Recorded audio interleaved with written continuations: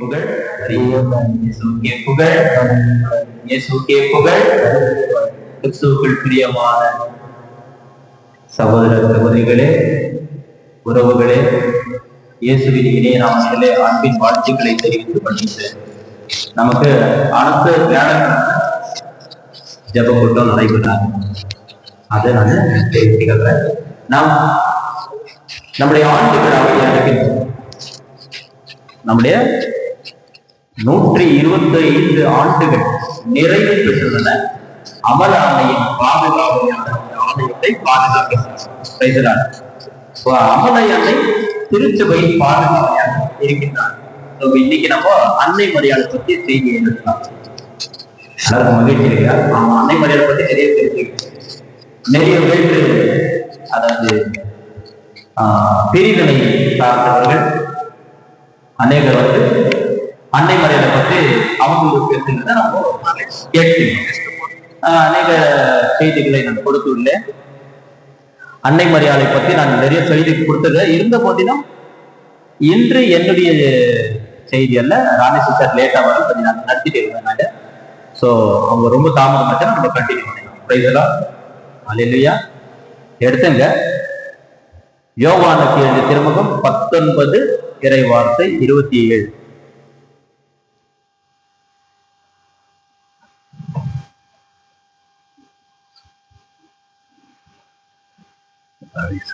யோவான் 19வது அதிகாரம் இறைவார்த்தை 7, இறைவார்த்தை 27.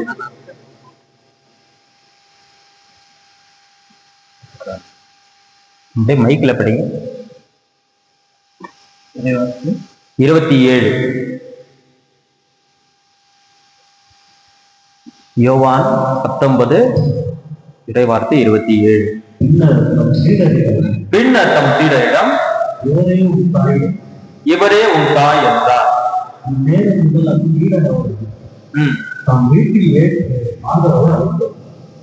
இது எந்த இடத்துல நிகழ்கின்றது? இந்த நிகழ்ச்சி இயேசு சிலுவையில கடைசி நேரத்துல யூதர்களுக்கு யூத கலாச்சாரம் ஒரு சட்டம் இருந்தது.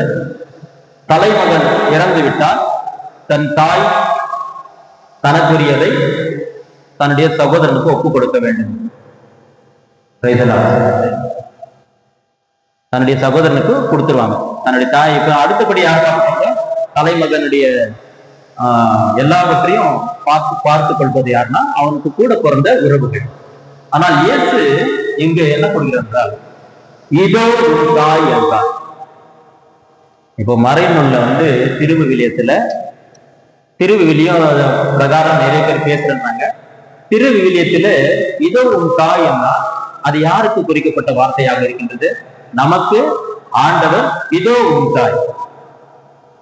சரி, நமக்கு அன்னையாக நாம் ஏற்றுக்கொண்டோம். யோவான் யாருன்னா அன்பு சீடர். இந்த வார்த்தையை நம்ம எப்படி பார்க்கணும்னாக்கா 2 அர்த்தங்கள் புரிந்து கொள்ள வேண்டும். ஒன்று, இயேசு கூட பிறந்தவர்கள் யாரும் இல்லை என்பதை தெளிவாக புரிந்து கொள்ள வேண்டும். இயேசு கூட பிறந்தது யாரும் இல்லை. மார்க் 16 பார்க்கிறப்போ, மார்க் அதிகாரத்துல 16 பார்க்கிறோம். உறவினர்கள் இதோ உன் சகோதரர்களும் சகோதரிகளும். மார்க் 3வது அதிகாரம் 33 மார்க் 3வது அதிகாரம் 31-35 படிக்கும் பொழுது, அப்பொழுது அவருடைய தாயும் சகோதரர்களும் வந்து வெளியே நின்று கொண்டு அவரை வர சொல்லி ஆள் அனுப்பினார்கள். அவரை சூழ்ந்து மக்கள் கூட்டம் அமர்ந்திருந்தது. அதோ தாயும் சகோதரர்கள் வெளியே நின்று கொண்டு உம்மை தேடுகிறார்களே என்று அவரிடம் சொன்னார்கள். அவர் அவர்களை பார்த்து, என் தாயும் என் சகோதரர்களும் யார் என்று கேட்டு தம்மை சூழ்ந்து அமர்ந்தவர்களை சுற்றிலும் பார்த்து, இதோ என் தாயும் என் சகோதரர்களும் இவர்களே. இப்ப சொல்லுங்க, இயேசுவின் வார்த்தையை கேட்டு உட்கார்ந்து அமர்ந்து கொண்டிருப்பவர்கள் யாருடைய சகோதரர்கள்?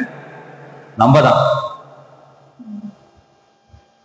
அப்போ இயேசுவின் தாய், அவங்க எப்பயுமே தாய். இயேசு திருச்சபைக்கு தலைவராக இருக்கிறாரு. இயேசு திருச்சபை என்றால் திருச்சபை இயேசு இந்த திருச்சபை வழிநடத்துகின்ற இயேசு தலைவராக இருக்கிறார். அந்த இயேசுக்கு யார் தாயா இருக்கிறாங்க? அன்னை மரியாள். உலக மக்கள் பிரிவினை சார்ந்தவர்கள் எப்படி பார்க்கிறார்கள்? அன்னையை சாதாரண பெண்மணி போல பார்க்கிறார்களா? சில பேர்கள் திருச்சபையை புறக்கணிப்பதில் மகிழ்ச்சி, திருச்சபையை புறக்கணிக்கிறார்கள், அதுல மகிழ்ச்சி கொள்றாங்க. இவங்கெல்லாம் அன்னை மரியாள் கிட்ட போயிட்டு ஜெபிக்கிறாங்க. ஜெபிக்கலாமா? அன்னை மரியாள் கிட்ட நம்ம ஜெபிக்கலாமா? ஜெபிக்கலாமா? தப்பு இல்லையா? அவங்க தப்புன்னு சொல்றாங்க. பிரிவினை சார்ந்தவர்கள் தவறு, நம்ம டைரக்டா விண்ணக தந்தையிடம் டைரக்டா பேசலாம் அப்படின்னா பேசலாம். அதற்கு நம்ம முதல்ல தூய்மையானணும், நேர்மையாளராக மாறணும். நேர்மையில மாறணும்னாக்கா நேர்மையாளர்களோட ஃப்ரெண்ட்ஷிப் உறவு இருக்கணும். புனிதர்களோடு நம்ம உறவு வைத்துக் கொள்ள வேண்டும். அப்பதான் நம்ம புனிதரா மாற முடியும். பாவிகளோடு சேர்ந்தா நம்மளும் பாவிகளா மாறிடுவோம். அப்போ நம்ம ஆண்டவர்கிட்ட பேசணும், பரிந்து பேசணும், ஆண்டவர்கிட்ட நம்மளுடைய ஜெபங்களை கேட்கணும். என்னாக்கா நான் முதல்ல நேர்மையாளர்களிடம் உறவு வைத்துக் கொள்ள வேண்டும், புனிதர்களோடு உறவு வைத்துக் கொள்ள வேண்டும், புனிதர்களோடு நாம் பேசி அவர்களோடு உறவு வைத்துக் கொள்ள வேண்டும். அப்பொழுதுதான் நம்ம ஆண்டவர்கிட்ட நம்ம போய் பேச முடியும். முதல்ல அன்னை மரியாளையும் இவங்க மத்த பிரிவினை சார்ந்தவர் அன்னை மரியாதை என்ன பண்றாங்க? அவதூறா பேசுறாங்க. இவங்க எல்லாம் அருள் நிறைந்த மரியை என்று அன்னை மரியாதை போற்றுகின்றார்கள். இவங்களுக்கு கொஞ்சம் கூட அறிவில்லை. அருள் நிறைந்த மரியை என்று அன்னை மரியாதை போயிட்டு எப்பயுமே அன்னை மரியாதை அருள் நிறைந்த மரியை வாழ்க்கை இதேதான் இவங்களுக்கு ஜபம், இவங்களுக்கு ஜபங்களா இருக்கு. பிரியமானவர்கள், லூக்கா எழுதிய திருமுகத்திலே முதல் அதிகாரம் இறைவார்த்தை 26, 27 படிங்க. லூக் முதல் அதிகாரம். இங்க கபிரியேல் தூதர் அன்னை மரியாதை எப்படி பார்க்கிறார்ன்றது நம்ம பார்க்கிறோம். லூக்கா முதல் அதிகாரம் 28 படிங்க. வானதூதர் மரியாவுக்கு தோன்றி, அருள் மிக பெற்றவளே வாழ்க. பாருங்க, அருள் மிக பெற்றவளே வாழ்கன்ட்டு யார் சொன்னாங்க? வானதூதர் சொன்னாரு. அப்புறம் இன்னொரு வார்த்தை சொல்றாரு. என்ன சொல்றாரு? ஆண்டவர் உம்மோடு இருக்கிறார். ஆண்டவர் உம்மோடு இருக்கிறாருன்ட்டு வானதூதர் சொல்லிட்டாரு. அப்ப ஆண்டவர் யாரு கூட இருக்கிறாங்க? அம்மா கூட இருக்கிறாங்க. பாருங்க, ஒரு வார்த்தை நம்ம தெளிவா பைபிள ஆலோசிக்கணும். அருள் மிக பெற்றவள், புனிதர்களுக்கெல்லாம் புனிதை, புனிதர்களுக்கெல்லாம் புனிதை, நேர்மையாளர்களுக்கெல்லாம் நேர்மை மிக்கவர் அன்னை மரியாள். அப்போ நீங்க அருள் மிக பெற்றவள், ஆண்டவர் உம்மோடு இருக்கிறான்னு சொல்றாங்க. ஆண்டவர் இருக்கிறவங்கள பிரிவினை சபை புறக்கணிக்கிறாங்க. இப்ப நம்ம அடுத்த ஞாயிற்றுக்கிழமை நம்ம அமலோர் மாதா ஆலயத்துல 125 ஆண்டுகள் நிறைவு பாதுகாவலியாக நம்மை பாதுகாத்து அன்னை மரியாள் இந்த 125 ஆண்டுகளும் வழிநடத்தி வந்திருக்கிறார். அதில் நம்மளுக்கும் ஒரு பங்கு கிடைத்திருக்கிறது. நம்மளும் இறைவனின் பிள்ளைகளாக, அன்னையின் பிள்ளைகளாக வாழ்கின்றோம். அப்போ ஆண்டவர் அன்னை மரியாளை எப்படி தேர்ந்து கொண்டார்? முதல்ல இதுல கூட நம்ம தொடக்கநூல் முதல் அதிகாரம், தொடக்கநூல் 3வது அதிகாரம் இறைவார்த்தை 15 படிக்கும் போது அந்த வார்த்தையை நம்ம தியானிக்கலாம். எடுங்க, தொடக்கநூல் 3வது அதிகாரம்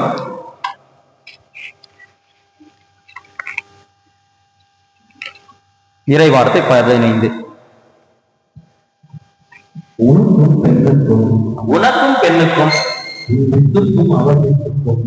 உன் வித்துக்கும் அவள் வித்துக்கும் பகை உண்டாக்கணும். ஒரு நிமிஷம்.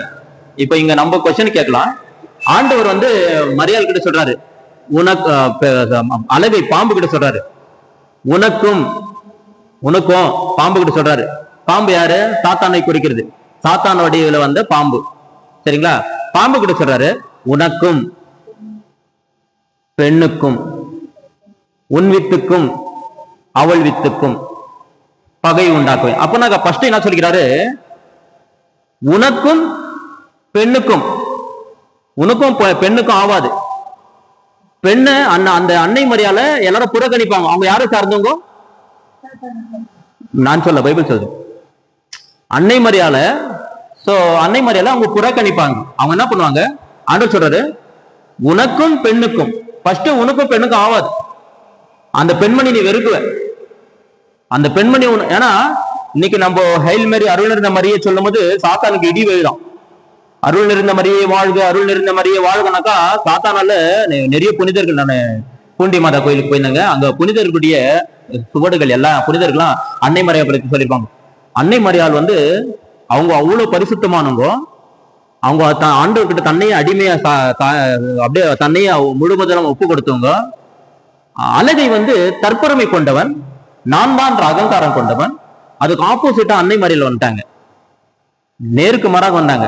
அதனால அன்றைக்கே தொடக்க காலத்திலே ஆண்டவருக்கு அன்னை மரியாளுக்கு தெரியும், அன்னை மரியாதை எப்போ அம்பணும் அந்த தெரியும் ஆண்டவருக்கு. அதனால தான் சொன்னாரு, உனக்கும் பெண்ணுக்கும் சொல்லிட்டாரு. உனக்கும் பெண்ணுக்கும் பகை, உனக்கும் பெண்ணுக்கும் ஆவாது.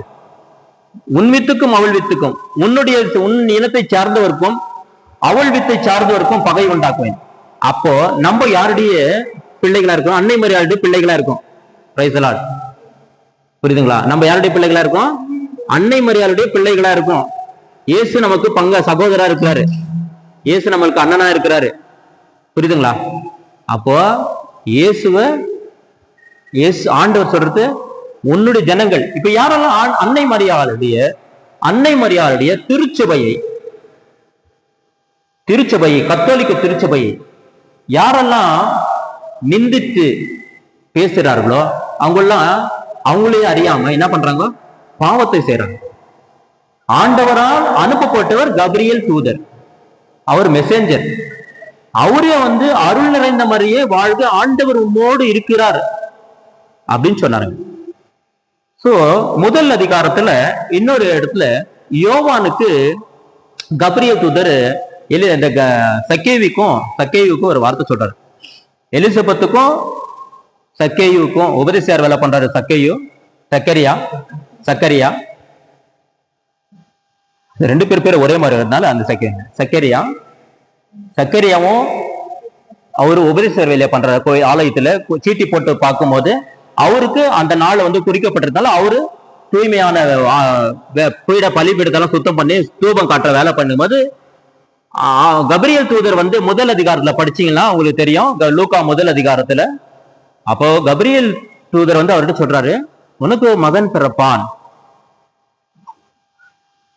அவர் ஆண்டவருடைய வழிய ஆயத்தமாக்குறது வராருன்னு எல்லா விஷயமும் சொல்றாரு. அப்ப சொல்லும் போது அங்க ஒரு வார்த்தை சொல்றாரு, அவன் தாய் வயிற்றில் இருக்கும் பொழுது தூய ஆவியால் முற்றிலும் ஆட்கொள்ளப்படுவார். யாரு தாய் வயிற்றில் இருக்கும்போது? தூய ஆவியில தாய் வயிற்றில் இருக்கும் போது முற்றிலுமாக தாய் வயிற்றில் இருக்கும் பொழுது. பார்க்கலாங்களா அந்த வார்த்தையை? நம்ம பார்க்கலாம். முதல் அதிகாரம் 15 படிங்க. லூக்கா முதல் அதிகாரம். சார் பைபிள் லூக்கா முதல் அதிகாரம் 15 இருக்காமா? படிக்கட்டுங்களா?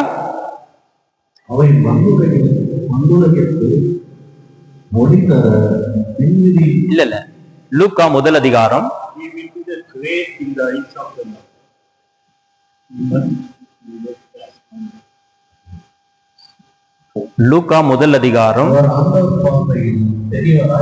அவர் ஆண்டவர் பார்வையில் பெரியவராயிருப்பார். வேற எந்த மதுவும் அருந்த மாட்டார். தாய் வயிற்றில் இருக்கும் பொழுதே தூய ஆவியால் முற்றிலும் ஆட்கொள்ளப்படுவார். இது யாரை குறித்து சொல்லப்பட்டது? யோவானை பத்தி சொல்லப்படுது. யோவானை பத்தி. இவர் எப்போ தாய் வயிற்றில் தூய ஆவியால் ஆட்கொள்ளப்பட்டாரு பாக்கலாங்களா? தாய் வயிற்றுல கருவுல வந்திருக்கிறாரு, வருவாரு. அவர் தாய் வயிற்றில் இருக்கும் போதே தூய ஆவியால அவர் ஆட்கொள்ளப்படுவார் அப்படின்னு சொல்லும் போது, இப்ப எடுத்துங்க முதல் அதிகாரம் 39 இருந்து படிச்சுடுவாங்க. ஒரு நிமிஷங்க. அதாவது மரியாளுக்கு இப்போ ஆண்டவர் யாருக்கு சொல்லிட்டாரு? சக்கரியாவுக்கு சொல்லிட்டாரு, உனக்கு ஒரு மகன் பிறப்பான். நீங்க ரொம்ப நீண்ட நாளா குழந்தை இல்லாம வரேன் கேட்டிருந்தீங்க, உங்களுக்கு ஒரு மகன் பிறப்பார் அவர் பேரு யோவான். அவர் தாய் வீட்டில் இருக்கும் போது தூய ஆவியில முற்றிலும் ஆட்கொள்ளப்படுவார் அப்படின்னு சொல்லிட்டாரு. இங்க மரியாளுக்கு வந்தாரு. மரியாளுக்கு அருள் மிரங்க பெற்றவளே வாழ்க, ஆண்டவர் உம்மோடு, உனக்கு ஒரு மகன் பிறப்பார், ஒரு ஆண்டவர் எனப்படுவார். அப்போ இது எப்படி நிகழும், எனக்கு நான் கண்ணி ஆயிற்றே அப்படின்னு சொல்லும் போது ஆண்டவர் தூய ஆவி மீது நிழலிடம், உமக்கு பிறக்க போகும் குழந்தை தூயது தூயது அப்படின்னு சொல்லி என்ன சொன்னாரு, அவருக்கு ஆண்டவர் என்று இயேசு என்று பெயரிடுவீர் அப்படின்னு சொன்னாரு. அப்போ நான் ஆண்டவரின் அடிமை என்று தம்மை தாழ்த்து கொண்டாங்க. ஆண்டவருடைய இஷ்டத்துக்கு நான் என்னையே ஒப்பு கொடுக்கிறேன் அப்படின்ட்டு அன்னை மரியாள் கபிரியல் தூதர்கிட்ட ஆண்டவருக்கு தம்மையே ஒப்பு கொடுத்தாங்க.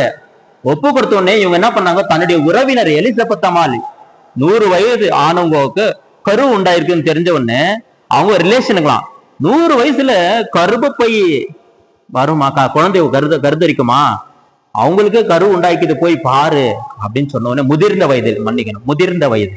அப்போ இந்த அம்மா போறாங்க. யாரு, மரியாள். ஒரு 15-16 வயது உடைய இளம்பெண் யார பாக்குறதுக்கு போறாங்க, எலிசபெத் அம்மாவை பாக்குறதுக்கு சந்திக்கிறதுக்கு போறாங்க. Praise the Lord. அங்க சந்திக்க போயிட்டு அந்த அவங்க வீட்டு முன்பு 3 கிலோமீட்டர் நடந்து போறாங்களாம். 3 கிலோமீட்டர் நடந்து போறாங்க. பிரைஸ் தி லார்ட், புரியுதுங்களா? 3 கிலோமீட்டர் நடந்து போய் அவங்க வீட்டை அடைந்து எலிசபெத் அம்மாவை அன்னை மரியாள் வாழ்த்துறாங்க. அந்த செய்தி இப்ப படிக்கிறதுக்கு கேட்கலாம். படிங்க 39 படிங்க. லூக்கா முதல் அதிகாரம் 39.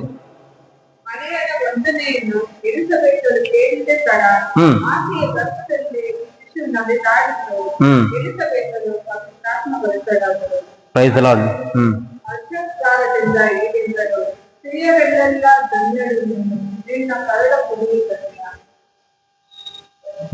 தமிழ்ல படிங்க. 41 படிங்க. மரியாவின் வாழ்த்தை எலிசபெத் கேட்ட பொழுது அவர் வயிற்றில் இருந்த குழந்தை மகிழ்ச்சியால் துள்ளிற்று. எலிசபெத் இப்போ நீங்க சிந்திக்க வேண்டியது, குழந்தை தாய் வீட்டில் இருக்கும் போதே தூய ஆவியால் ஆட்கொள்ளப்படுவார் என்று கபிரியல் தூதர் மூலமாக சக்கரியாவுக்கு சொல்லப்பட்டது. இங்க மரியாள் தான் அவங்க வீட்டுக்கு போனாங்க. மரியாள் கூட யார் இருக்கிறாங்க, ஆண்டவர் இருக்கிறாரு. கரங்களை தட்டலாமா? புரியுதுங்களா? மரியாள் கூட ஆண்டவர் இருக்கிறாங்க. மரியாள் அந்த வீட்டிற்கு போய் நின்று, கவனிக்கிறீங்களா? புரியுதுங்களா? நின்று அந்த வாழ்த்தை சொல்லிய உடனே ஒரு வயிற்றில் இருந்த, யார் வயிற்றில், எலிசபெத் அம்மாள் வயிற்றில் இருந்த குழந்தை நடனம் ஆடுகின்றது. இன்னொருத்தர் நடனம் ஆடினாரு, தூயாவி நரம்பி. யாரு? கரங்களை தட்டலாமா? உனக்கு பரிசு கொடுக்கலாம். அவரும் ஆடைகளை கிழித்து நடனம் ஆடினார். இவரும் உள்ள தாய் வீட்டில ஆடை இல்லாம நடனம் ஆடுறாரு. புரியுதுங்களா? அவரும் பேழையை கொண்டு வரும் பொழுது சாமுவேல் 2 சாமுவேல் எழுதிய திருமுகத்தை பார்க்கணும். அந்த அதிகாரத்தை பார்க்கும் பொழுது அந்த 10 கட்டளைகள் கொண்டு வர பேழை, அந்த பேழை என்றது மரத்தால் ஆனது. விடுதலை பயனுள்ள நம்மளுக்கு எல்லாம் தெளிவா இருக்கும். அந்த 10 கட்டளைகள், ஆண்டவர் கொடுத்த 10 கட்டளைகளை இப்ப மாதாது நம்ம பேழை தூக்கின்னு போறோம். அப்படியே மாதாவை தூக்கிட்டு அப்படியே கோயில் ஆலயத்தை சுற்றி வரோம் இல்லைங்களா? அந்த பேழை, மரத்தால் ஆன பேழையை தூக்கிட்டு போறோம். மரத்தால் ஆன பேழை பைபிள் இருக்குது. அந்த நல்லா புரிஞ்சுங்க. அந்த பேழைக்குள்ள என்னென்ன இருந்தது? அந்த பேழைக்குள்ள என்ன இருந்தது? கேட்கல. 10 கட்டளைகள். அப்புறம் வேற என்ன இருந்தது? மன்னா. அப்புறமா வேற என்ன இருந்ததுங்க? வேற என்ன இருந்ததுன்னா அந்த 10 கட்டளை, அதாவது அது கையாலே அமைக்கப்பட்ட பேழை. அந்த பேழைக்கு பெருபுகோள், வானதூதர்கள் சிலைகள் இப்படி வணங்கியவாறு இருக்கணும்ட்டு ஆண்டவர் எல்லாத்தையும் சொல்றாரு. அது முன்பு தான் மோயிசன் எல்லாம் நெடுஞ்சான் கிடையாது விழுந்து வணங்கினார். விடுதலை பயணம் 32வது அதிகாரத்துல பாக்குறோம் நம்ம அந்த பேழையை பத்தி எல்லாம். Praise the Lord. அப்போ அந்த பேழையில இருக்கிற 10 கட்டளைகள், கல்லுல ஆண்டவர் கொடுத்த 10 கட்டளைகள், மன்னா, ஆரோனின் தளிர்த்த கோல். அது உள்ள என்ன இருந்துச்சு? எபிரியருக்கு எழுதிய திருமுகம், எபிரியருக்கு எழுதிய திருமுகம் 9வது அதிகாரம் எடுத்துங்க. அதுல வருது பாருங்க. எபிரியர் 9, எபிரியருக்கு எழுதிய திருமுகம். பிரைஸ் தி லார்ட், ஹல்லேலூயா. எபிரியர் 9வது அதிகாரம் இறைவார்த்தை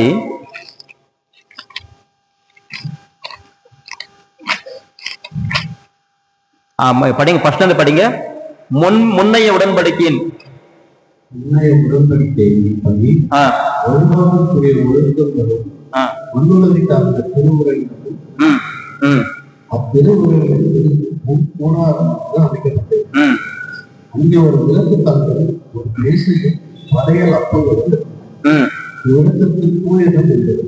தூயகம் என்பது பெயர். ஓகே. இரண்டாம் திரைக்கு திருத்தூயகம் என்று கூறாது. அதில் பொன்று ஒன்றிடம் முழுவதும் பொருத்தங்கள் செய்த உடன்படிக்கை பேழையில் மன்னா வைக்கப்பட்டிருந்தது.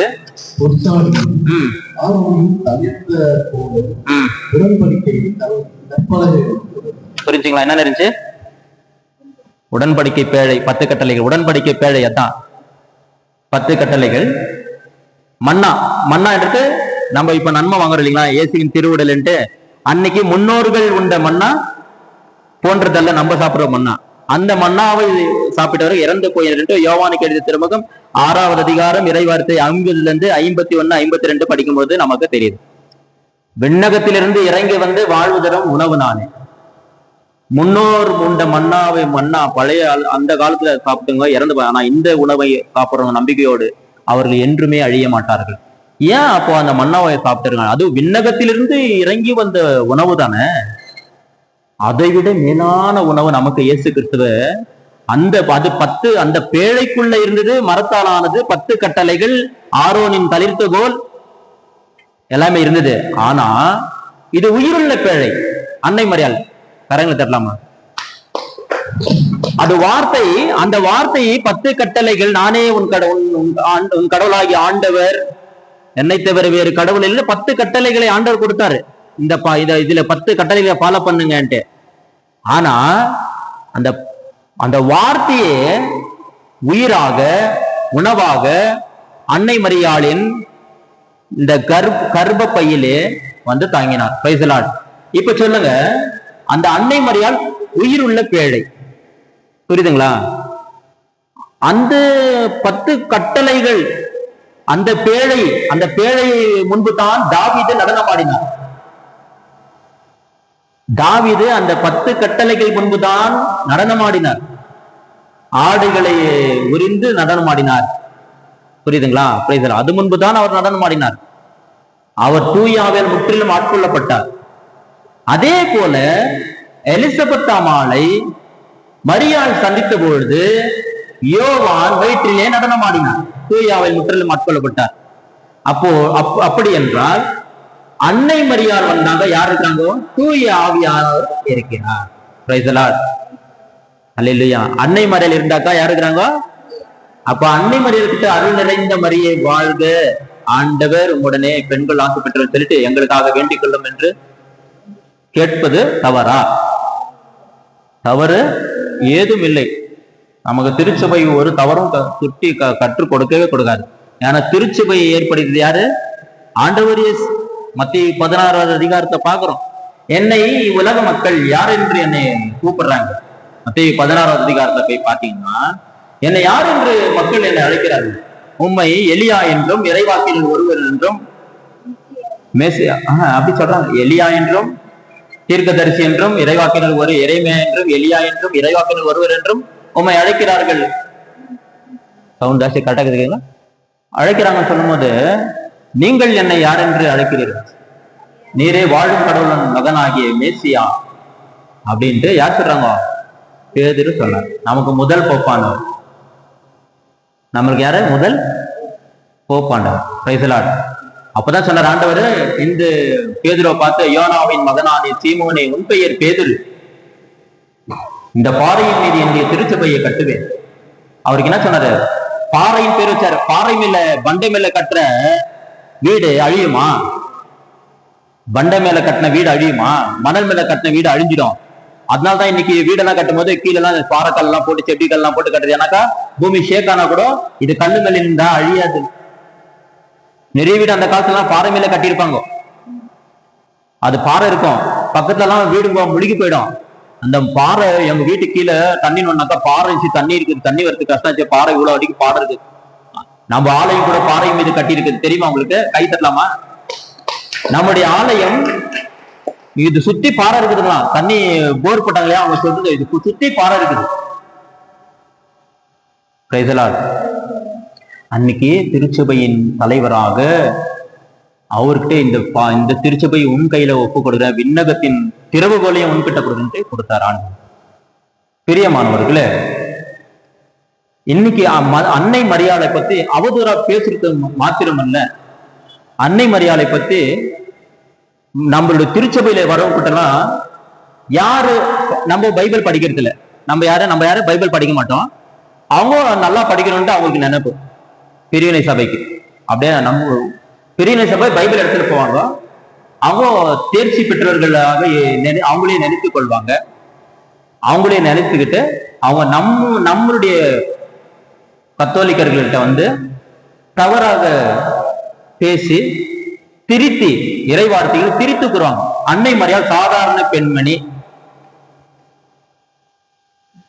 அவங்களுக்கு நம்ம மார்க் 3 பாக்குற சகோதர சகோதரிகள்லாம் இருந்தாங்க. எதுக்கு இப்போ ஆண்டவர் சொல்லியிருக்கிறாரு, மரியாளும் யோசேப்பும் கூடி வாழும் முன்பு. பிரதர், மரியாளும் யோசேப்பும் கூடி, அதாவது இயேசு பிறக்கும் வரை அவர் கூடி வாழவில்லை என்று ஒரு வார்த்தை இருக்கு. அதுக்கு அப்படின்னாக்கா இயேசுவை குறித்து இயேசு பரிசுத்தமாக பிறந்தார் என்றது ப்ரூவ் பண்றது அது எழுதப்பட்டது. இவங்க சொல்றாங்க அதுக்கு மேற்பட்டு அவங்க கூட்டிட்டாங்க. அது பைபிள்ல சொல்லப்பட்டிருக்குதா? புரிஞ்சுக்கணும். புரியுதுங்களா? அப்படி என்றால் நம்ம தொடக்க நூல் 20வது அதிகாரத்துல அபிமெலேக்கு என்ற அரசன் ஆபிரகாமின் மனைவி சாராவை அடைய முயன்ற பொழுது ஆபிரகாமின் மனைவி சாராவை கொண்டு போய் விடுகிறான். சகோதரி என்று சொல்ல கூறிய காரணத்தினால், என்னுடைய சகோதரி நீ அழகா இருக்கிற, உன் பொருட்டு நான் கொலை ஆயிடுவேன் அப்படின்னு சொல்லிட்டு அவர் சொல்றாரு. ஆபிரகாம் சொல்லும் போது அவளும் வந்து நான் சகோதரி இருக்குன்னு சொல்லிடுறாங்க. அந்த அரசர் அவர் அந்த அம்மா கூட்டிட்டு போயிட்டு திருமணம் செய்துக்கிறதுக்கு முடிவெடுக்கிறாரு. இரவில ஆண்டவரால் அவர் எச்சரிக்கப்படுகின்றார். இரவில எச்சரிக்கப்படுகிற கனவு மூலமாக, நீ ஓர் இறைவாக்கினின் மனைவி அழைத்து வந்திருக்க, நீ அந்த பெண்ணை தொட்டா நீயும் அழிவாய், உன்னுடைய குடும்பம் அனைவரும் மடிந்து போவீர்கள். அப்போ அவர் கேட்கிறாரு, நான் நேர்மையான உள்ளத்தோடு தான் அந்த அம்மாவுக்கு அவன் சகோதரி என்று சொன்னான். அவன் ஒரு இறைவாக்கினன். என்ன சொல்றாரு? அவன் ஒரு இறைவாக்கினன். இறைவாக்கினுடைய குடும்பத்தையும் ஆண்டவர் பாதுகாக்கிறோம்னா, இறைவனையே சுமந்து வந்த தாயை யோசேப்பு சொல்லிட மாட்டான். அவள் அந்த அம்மா வந்து இறைவனை தாங்குகின்ற ஆலயம். இறைவனை தாங்குகின்ற ஆலயம், உன் கை அவள் மீது வைக்காது. தொடக்குனர் 20 பாத்தீங்கன்னா அதே வர அவள் மீது உன் கை வைக்காதே, வைத்தா நீ மடிவ, உன் குடும்பமே அழியுன்னு சொல்லி எச்சரிக்கை கொடுத்தவர். ஹல்லேலூயா. அதே எபிரியருக்கு எழுதிய திருமுகத்துல இறைவார்த்தை 9வது அதிகாரம் படிங்க, 11 படிங்க.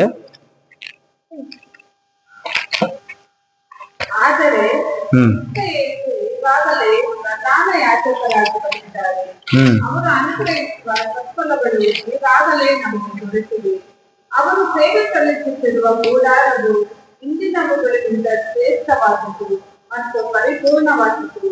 ಇದು ಕೈಯಿಂದ ಕಟ್ಟಿದಲ್ಲ, ಲೋಕದ ಸೃಷ್ಟಿಗೆ ಸಂಬಂಧಪಟ್ಟಿದ್ದಲ್ಲ. போதும். நீங்க படிங்க தமிழ்ல.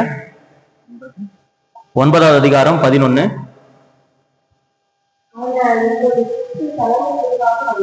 பாருங்க. ஆனால் இப்போது கிறிஸ்து இயேசு திருச்சபைக்கு தலைமை குருவாக வந்துறார். நமக்கு தலைமை குரு யாரு? ஆண்டவர் இயேசு கிறிஸ்து. அவர் கோவில், இந்த கோவிலுக்கே தாய் யாரு? அன்னை மரியாள். திருச்சபைக்கு தலைவராக யார் வந்துக்கிறாங்க? இயேசு வந்துக்கிறாரு. படிங்க இருங்க. அவருடைய அருளும் நலன்கள் நமக்கு இப்ப கிடைச்சிருக்குது. படிங்க. இப்போ நீங்க தியானிக்கணும். அவர் திருப்பணி செய்யும் கூடாரம். இன்னொருட்டி படிங்க. இன்னொருட்டி படிங்க. சரி, ஃபர்ஸ்ட் திருப்பணி கூடாரம் எதுல செய்திருந்தா? முன்பு எந்த கூடாரம் இருந்துச்சு? எப்படி இருந்துச்சு அந்த கூடாரம்? அப்ப நீங்க தான் படிச்சீங்களா பிரதர்? ஃபர்ஸ்ட் நீ அதே கூடாரம் எப்படி இருந்துச்சு? மரத்தாலான பேழை, அதுக்குள்ள என்ன இருந்துச்சு? 10 கட்டளைகள், கற்பலகைகள், மன்னா, ஆரோனின் தரித்துகள். அது கையால் அமைக்கப்பட்டது, மரத்தாலான பேழை. மோய்சனால் கையிலே கொண்டு வரப்பட்ட, அதுல வந்து ஆண்டுடைய வார்த்தை, வாயிலிருந்து கூறப்பட்ட வார்த்தை தான் இருந்துச்சு. அது மேல பிரசவம் இருந்துச்சுங்களா? அது ஊசா தொட்ட உடனே அவர் என்ன பண்ணாருங்க? ஆண்டவர் அடிச்சுட்டாரு. அவங்க அந்த சாமியுடைய வம்சங்கள்ல பிள்ளைகள்லாம் வந்து நிறைய அநேக தவறு பண்ணிருக்காங்க. ஆண்டவருக்கு படைக்கப்படுற பலி பொருட்களை எல்லாம் அவங்க எடுத்து சாப்பிடுவாங்க. பெண்கள் அவங்க வந்து தகாத வேலையெல்லாம் பண்ணாங்க. சோ தூய்மையானவங்க தான், தூய குருமார்கள் தான் இந்த 10 கட்டளைகளை, அந்த பேழைகளை லேவி இனத்தை தான் எடுத்துன்னு வரணும். இன்னைக்கு நமக்கு ஆண்டவர் இயேசு கிறிஸ்து எல்லாருடைய பாவங்களையும் மன்னித்து எல்லாரையும் குருக்களாக நியமிக்கிற காலம் இது. Praise the Lord. வேற மதத்துல வேற இதுல வந்து அப்படிலாம் இல்லை. ஆண்டவர் இயேசு கிறிஸ்து மனம் மாறி வருகின்றவர்களை மன்னித்து ஏற்றுக்கொள்கின்றார். Praise the Lord. ஆனா அப்போ அந்த பிரசனம் அது மேல இருந்தது.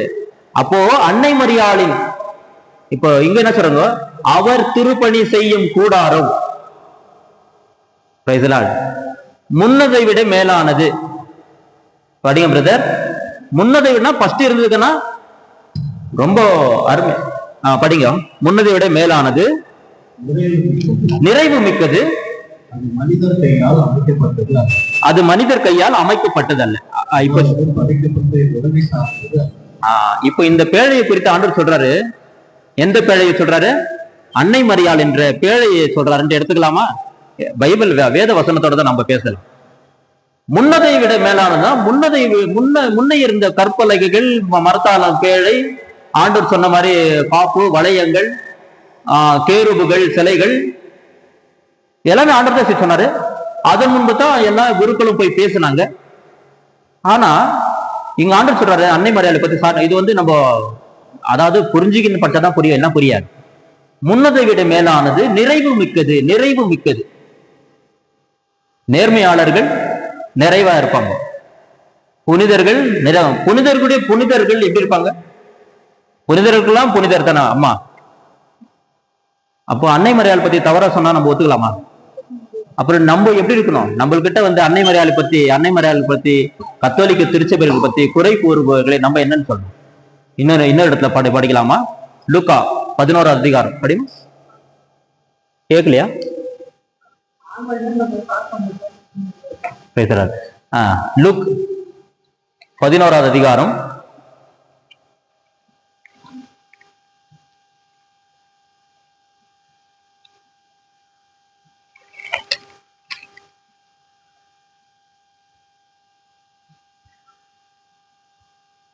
27 படிங்க. அவர் இவற்றை சொல்லிக் கொண்டிருந்த போது கூட்டத்தில் இருந்து பெண்கள் உண்மை கருத்தாங்க பாலூட்டி அதற்கு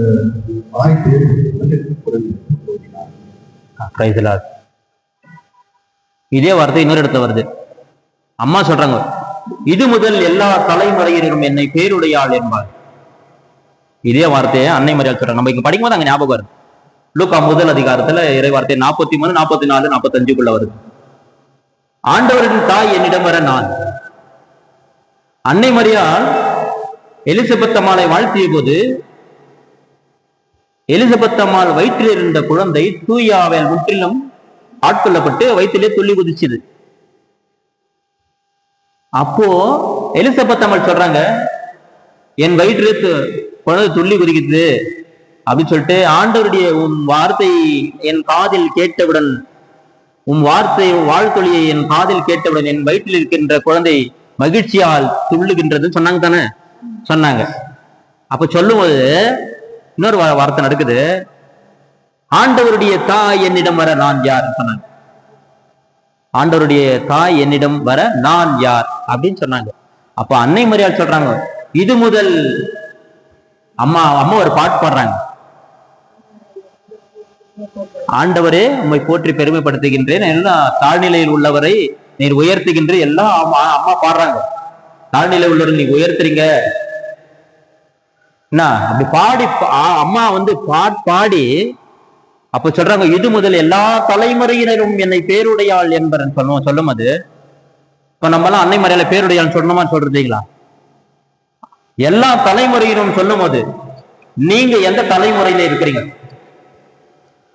நம்ம தாய் திருச்சபையை பார்த்து பிரிவினை சபைகள் அவதூறா பேசுறது மட்டும்தான், மற்றவங்களுக்கு எல்லாம் எல்லாருமே பேச மாட்டாங்க, அதுல தவறா பேசுறீங்க. அப்ப நீங்க எந்த தலைமுறையில் இருக்கிறீங்க? எல்லா தலைமுறையிலும் நம்ம பேருடையால் நம்ம சொல்றோம் அன்னை மரியாதை தவறா பேசுறோங்கோ, எந்த தலைமுறையில இருக்கிறீங்க? நீங்க பிரிஞ்சு போயிட்டீங்க. அதுக்காகத்தான் ஆண்டவர் சொன்னாரு, உன் வித்துக்கும் அவள் வித்துக்கும் பகை உண்டாக்கும், உனக்கும் உன் வித்துக்கும். இப்போ அன்னை மரியாதை எப்படி அவன், ஏன்னா அருள் நிறைந்த மரியை வாழ்க ஆண்டவர் உடனே பேசும்போதெல்லாம் சாத்தானுக்கு பெரிய இடி விழுதுலாம். புனிதர்கள் சொல்லியிருக்காங்க, அநேக புனிதர்கள் சொல்லியிருக்காங்க. அவனுக்கு உடம்பெல்லாம் எரிச்சல், அவனால தாங்க முடியுதான். ஒரு நபர் சொல்றாரா, அன்னை மரியார் அருள் வாழ்த்தொழியை கேட்ட பொழுது என் உடம்பெல்லாம் எரியுதுன்றாங்க. ஸோ இது புனிதர்கள்லாம் இந்த பூண்டி மாதா கோயில் எல்லாம் ஒரு இடத்த ஒரு வாசகம் போட்டிருப்பாங்க. அன்னை மரியாதை அவ்வளோ பரிசுத்தர்களாம் பரிசுத்தமானாங்க. எடுத்துங்க யாக்கோபு 5வது அதிகாரம் 13-16 எடுங்க. யாக்கோபு 5வது அதிகாரம்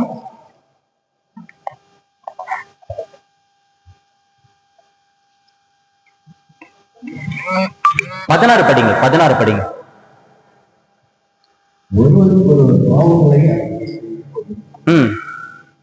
ஒருவர் மற்றவருக்காக அப்பொழுது குணமடைவீர்கள்.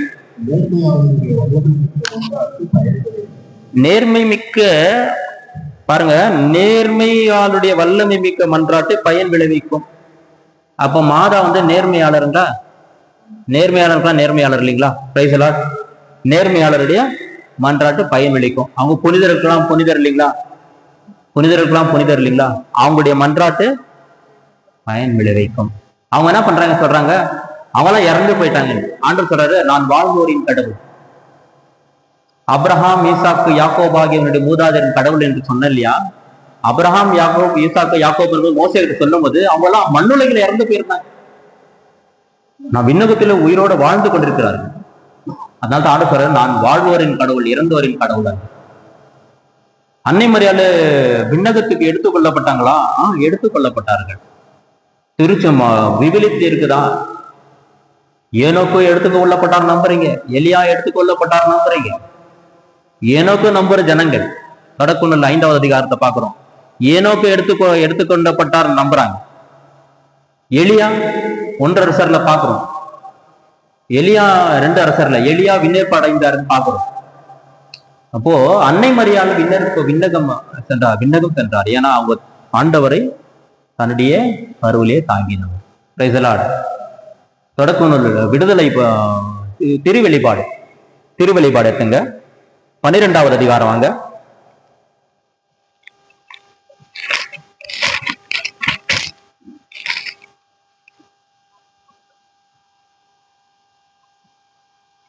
பன்னிரெண்டாவது அதிகாரம்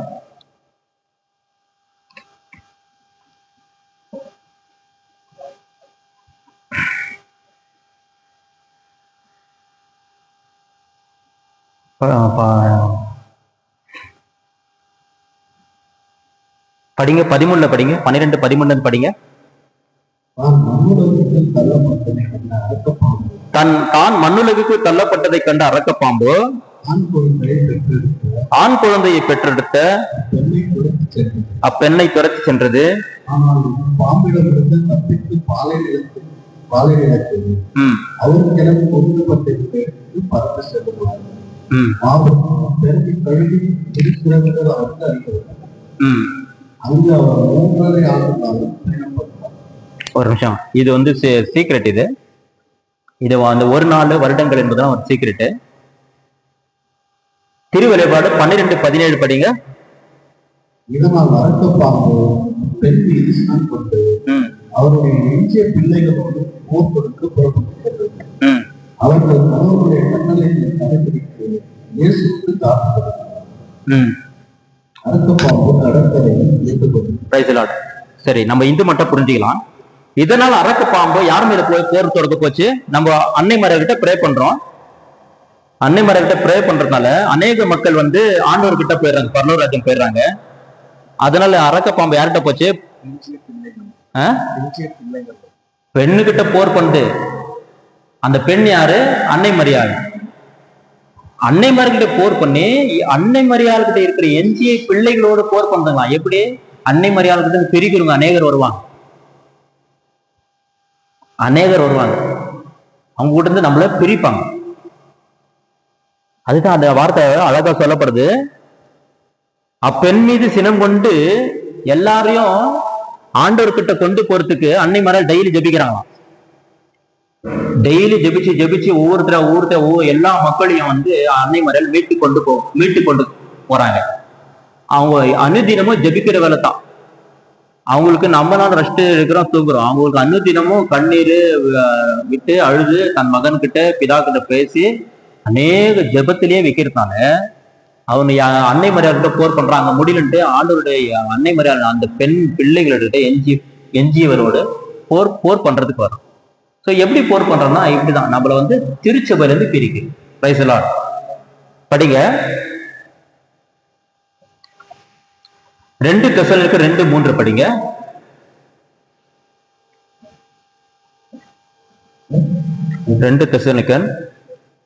2 தெசலோனிக்கர் எழுதிய திருமுகம் 2வது அதிகாரம் 3. எவரும் உங்களை ஏமாற்ற இடப்படாது. ஏனெனில் இறைவனுக்கு எதிரான கிளர்ச்சி முதலில் வந்தே தீரும்.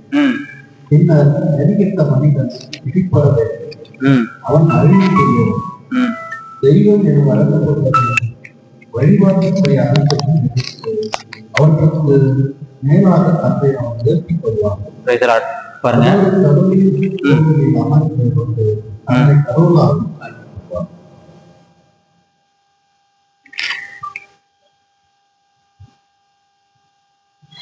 எவரும் உங்களை எவ்வகையிலும் ஏமாற்ற இடம் கூடாது. யாரும் நம்மளை ஏமாத்துறதுக்கு நம்ம இடம் கொடுக்க கூடாது. ஏனெனில் இறைவனுக்கு எதிரான கிளர்ச்சி முதலில் வந்தே தீரும். இறைவனுக்கு கடவுளுக்கு ஒரு கிளர்ச்சி வரும். அந்த கிளர்ச்சி கூட நம்ம இடம் கொடுக்க கூடாது. நம்ம இடம் கொடுத்தோம்னா நம்ம தான் ஏமாறுவோம். 2 பேதுருக்கு எழுதிய திருமுகம் 3:16 படிங்க.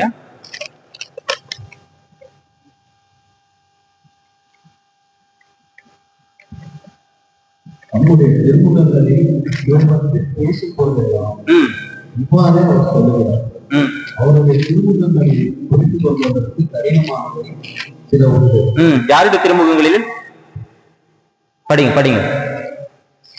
கல்வி அறிவில்லாதவர்களும் உறுதியற்றவர்களும் மனநோடி மற்றும் மற்ற பகுதிகளுக்கும் பொருள் திருப்பி கூறுவது போல் இவற்றுக்கும் கூறுகின்றனர். அதாவது அவங்க திருப்பி கூறுவாங்க.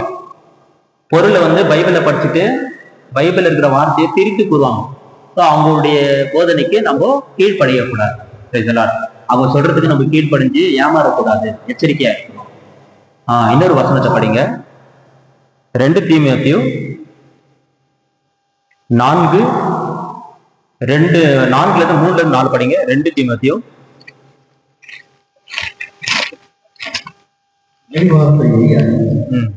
வாய்ப்பு கிடைத்தாலும் கிடைக்காவிட்டாலும் இதை செய்வதில் அபிப்பிராயம் கடிந்து பேசி கடிந்து கொள், கண்டித்து பேசி கடிந்து கொள், அறிவுரை போடு, மிகுந்த பொருள் கற்றுக்கொள்.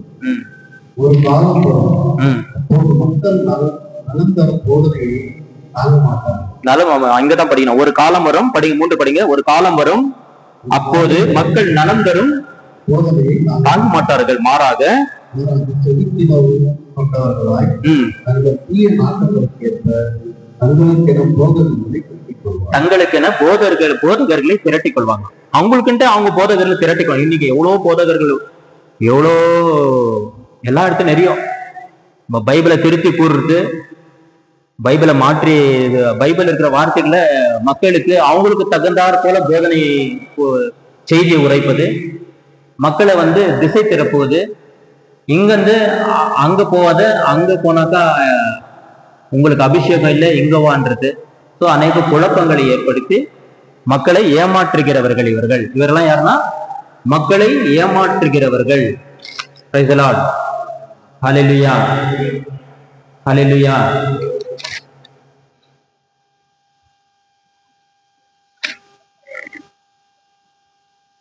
ரெண்டு பேதுரு 3:16 படிங்க.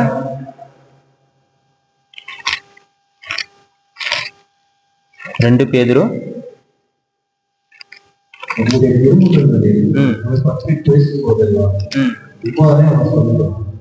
அவர்கள் விரும்புகளிலே புரிந்து கொள்வதற்கு கடினமானதை சொல்லுவார். கல்வி அறிந்தாளர்களும் உறுதியற்றவர்கள் மறைமொழி மற்ற பகுதிகளுக்கு பொருள் திருப்பிக் கொள்வதற்கு இவற்றுக்கும் கூறுகின்றனர். அதனால் தங்களுக்கே அறிவுறுத்தல் படிங்க. இப்ப 2 தெசலோனிக்கருக்கு எழுதிய திரும்ப கேட்குங்க. மறுபடியும் 2:3 படிங்க. 2 தெசலோனிக்கர் 2:3 படிங்க. கடைசி 2 வார்த்தையை தியானிச்சுட்டு கடைசி ஜெபத்துக்குள்ள போலாம். 2 தெசலோனிக்கர் 2:3.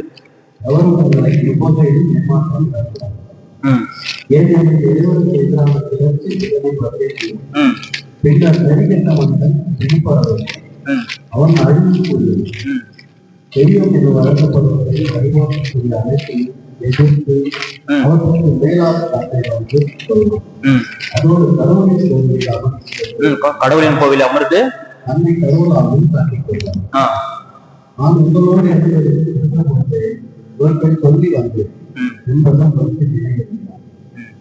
இப்ப புரிஞ்சுங்களா? இதுல என்ன படிச்சாரு யாரா கேட்டீங்களா? 2 தெசலோனிக்கர் எழுதிய திருமுக 2வது அதிகாரத்தை 2வது வசனம் ஆண்டவரின் நாள் வந்து விட்டது என அதை படிச்சீங்களா பிரதர்? இப்ப நீங்க கூட அது 2 சொல்ல, இப்ப 2வது படிக்கலையா? 2 தெசலோனிக்கர்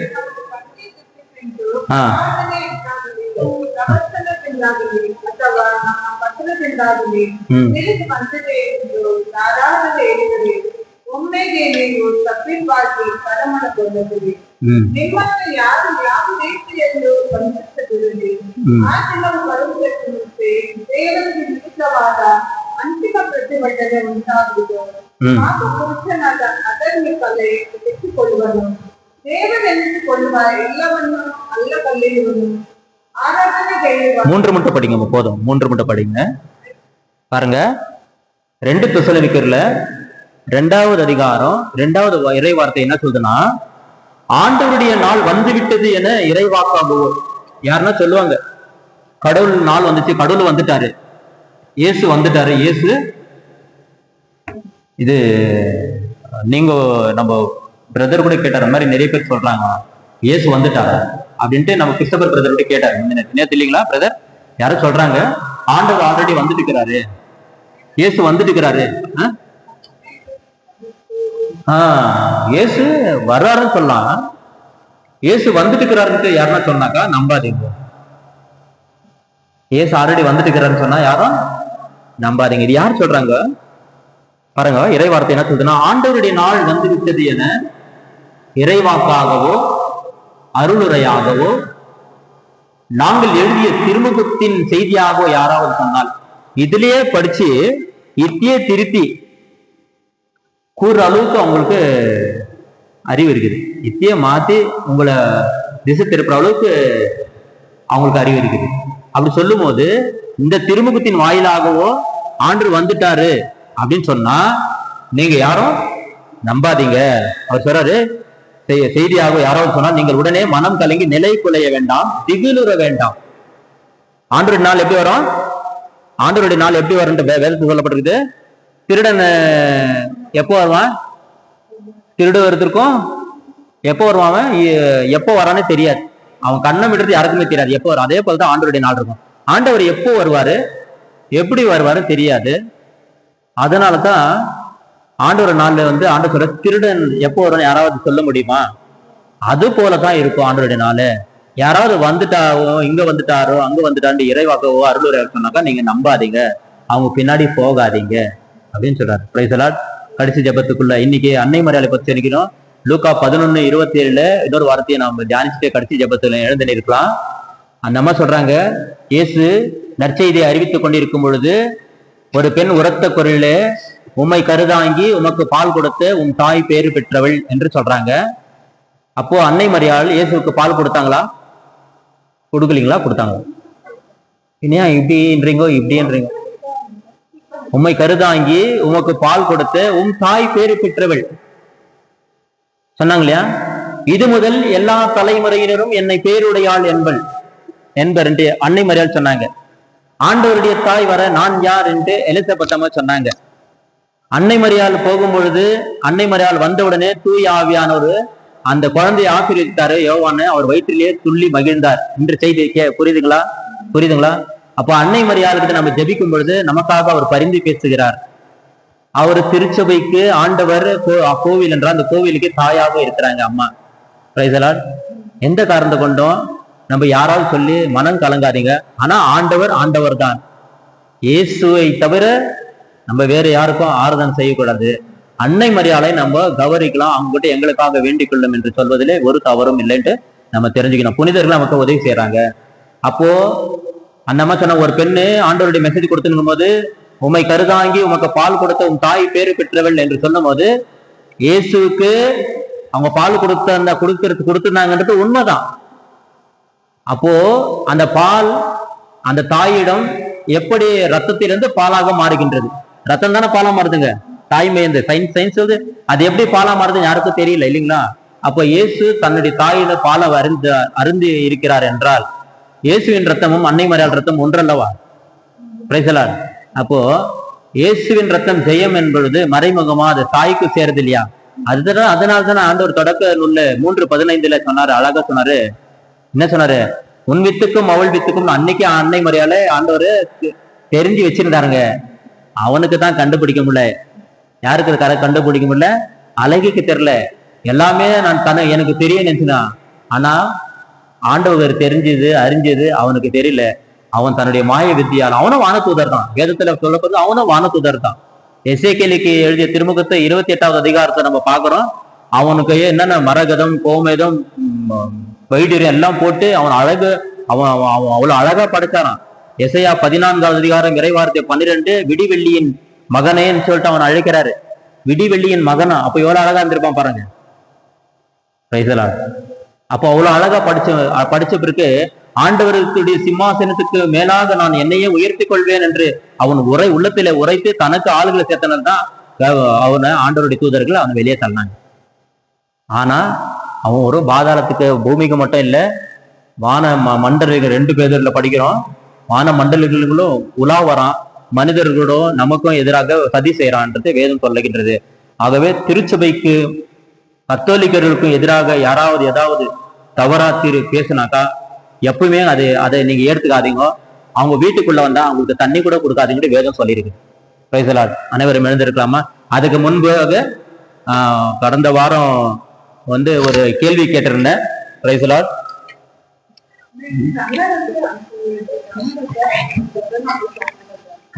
நீங்க கன்னடத்தை ஆன்சர் சொல்லிருக்கலாம் இல்லைங்களா? தமிழ் புரியுது இல்லைங்களா? தமிழ் புரியுது இல்லையா? சரி. இப்போ நான் யூடியூப்ல உங்களுக்கு இந்த யூடியூப் நேயருக்கு சொல்றேன். கடந்த வாரம் உங்களுக்கு ஒரு கொஸ்டின் கேட்டேன். இப்போ உங்களுக்கு ஒரு கொஸ்டின் கேட்கறேன். இந்த மெசேஜ்ல இருந்து யார் சொல்றாங்க? லூக்கா 11:27 இப்பதான் நான் சொன்னேன். அந்த வசனம் என்ன சொல்லப்படுது? அப்படியே பைபிள் பார்க்காம சொல்லுங்க. சரி, அப்படியே உங்களால முடிஞ்சாலும் சொல்லுங்க. லூக்கா 11:27 என்ன சொன்னாங்க? சரி, ஆண்டவர் பிரசங்கம் பண்ணிருக்கிறார். ஒரு பெண்மணி எழுந்து உரத்த குரல்ல எழுப்பி என்ன சொன்னாங்க? சொல்லுங்க. பரிசு உண்டு, உங்களுக்கு பரிசு இருக்குது. சொல்லுங்க. உம்மை கர்ப்பதிலே சொல்லுங்க. பேரு பெற்றோம். உண்மை கருதாங்கி உமக்கு பால் கொடுத்து உன் தாய் பேரு பெற்றோம். இப்போ ஆண்டவர் ஒரு வார்த்தை சொன்னாரு, என்ன சொன்னாரு? அதன்படி இல்ல, என் வார்த்தையை கேட்டு அதன்படி நடக்கப்பவர்களும் பேரு பெற்றவர்கள். சரி, உங்களுக்கு இந்த ஆன்சருக்கு பரிசு இப்பயோ கொடுக்கலாம். போன வாரம் வந்து கொஸ்டின் கேட்டிருந்தேன். கடந்த வாரம்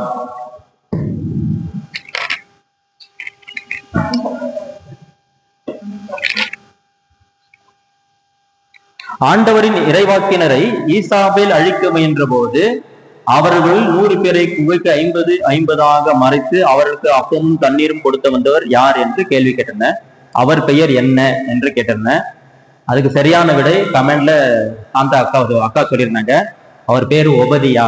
அவர் வந்து ஒபதியா மட்டும் இல்ல, ஆகாபு அரசனுக்கு அந்த அரண்மனை கண்காணிப்பாங்க. வாங்க பரிசு வாங்கிக்கிங்க.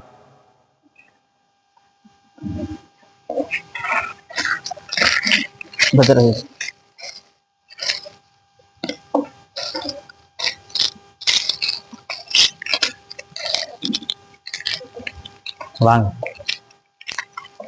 நீங்களும் வாங்க.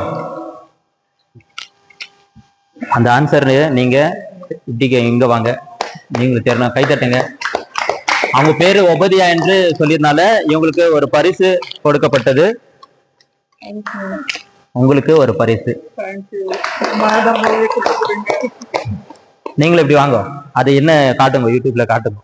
அது ஓபன் பண்ணி, இது ஜீசஸ் கிரைஸ்ட் கமிங் சூன், ஆண்டவர் வருகிறார், சீக்கிரம் வரப்போகிறார் என்று ஒரு ஜபமாலையை கொடுத்திருக்கிறேன்.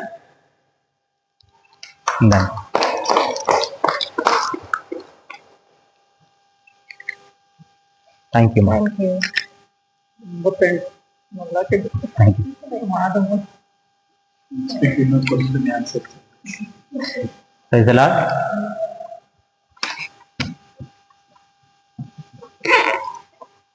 அனைவரும் எழுந்து நிற்கும்படியாக கேட்டுக்கொள்கின்றேன்.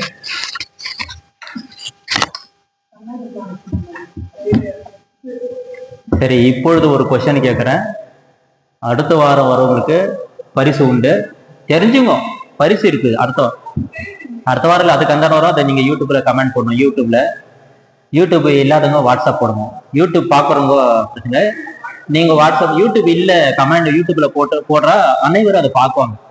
நம்மளுடைய கடவுளுடைய வார்த்தையை வந்து அநேகருக்கு கடவுள உலகமெங்கும் சென்று படைப்பிருக்கலாம் நற்செய்தி அறிவிங்கன்னு சொன்னார் இல்லைங்களா? அந்த மாதிரி நம்ம யூடியூப்ல நீங்க கமெண்ட் போடும்போது அனைவரும் ஏதோ இங்க மெசேஜ் இருக்குதுன்ட்டு பார்ப்பாங்க, அந்த வார்த்தையை கேட்பாங்கன்றதா என்னுடைய ஆவல். இப்போ ஒரு செய்தியை கேட்கிறேன். அதாவது மோசேலிருந்து தாவீதிலிருந்து முன்பு இருந்த பேழை, அந்த பேழைக்குள்ள என்னென்ன வைக்கப்பட்டிருந்தது? இன்னைக்கு நம்ம சொன்னோம்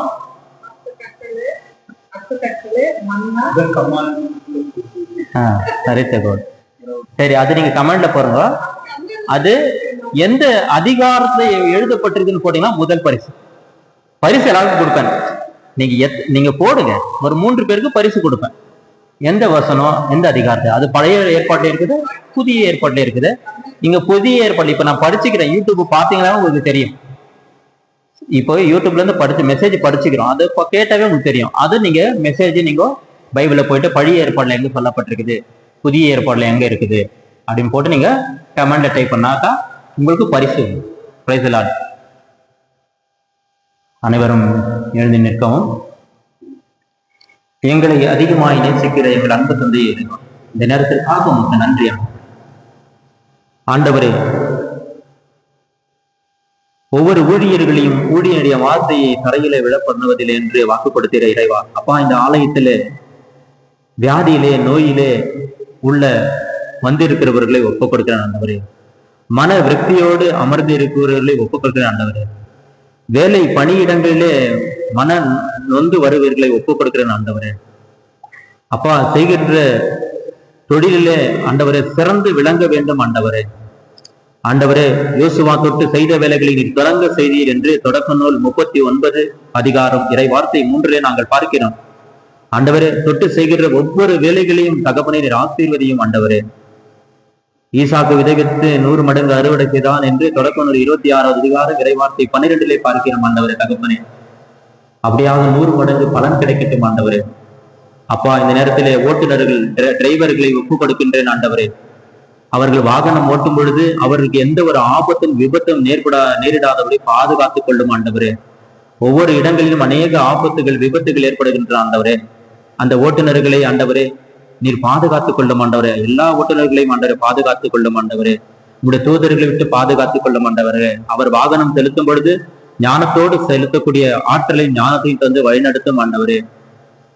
ஆண்டவரே, பிள்ளைகளை உமது பாதத்திலே ஒப்புக் கொடுக்கின்றேன்.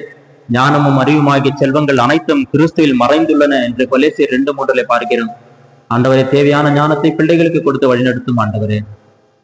ஆண்டவரே, நோயாளிகளை எழும்பி நடக்க உதவி செய்தவரே. பெத்சதா குலத்தருகே 38 வருடங்களாக படுத்திருந்த முடவனை எழும்பி நடக்க உதவி செய்தவர் ஆண்டவரே.